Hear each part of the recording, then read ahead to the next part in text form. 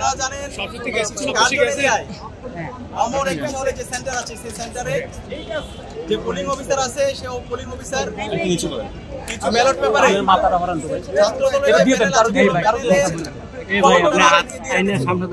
এই কথা বললাম না আমরা জানতে পারলাম তখন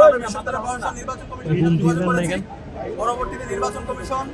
ওই স্টাফের বিরুদ্ধে ব্যবস্থা নিয়েছে সেটা আপনারা ইতিমধ্যে জানেন এবং এরপরে আমরা দেখতে পেয়েছি ডিএসসিতে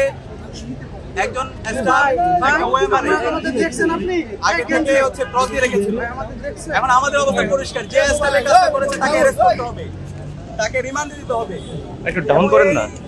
ঘটনা সে কার নির্দেশে করেছে সেটা বের করতে হবে আমরা জানতে পেরেছি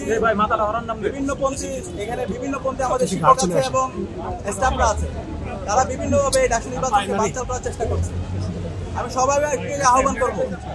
এই ডাকসু নির্বাচন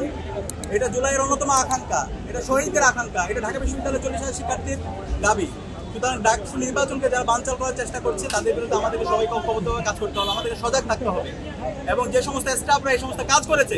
তাদের বিরুদ্ধে দ্রুত সময়ের মধ্যে বিচারের আওতায় নিয়ে আসতে হবে তাদেরকে থানায় দিতে হবে তাদেরকে অ্যারেস্ট করতে হবে এবং আমরা চাই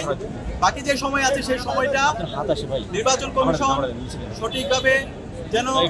সকল নিরাপত্তা এনশিওর করে এবং ভোটারদের জন্য একটা ফ্রেন্ডলি এনভায়রনমেন্ট এনশিওর করে আমরা এর সাথে উদ্বিগ্ন দেখতে পাচ্ছি অনেক বহিরাগতরা বিভিন্ন প্রবেশ পথ দিয়ে তারা এখানে আসছে বিভিন্ন ভোট কেন্দ্রের পাশে আসছে যে কারণে শিক্ষার্থীরা অনিরাপত্তায় ভোগ করছে আমরা বিশ্ববিদ্যালয় প্রশাসনকে জানিয়েছি যারা এখানে বহিরাগত আছে তাদের বিরুদ্ধে যেন ব্যবস্থা নেওয়া হয়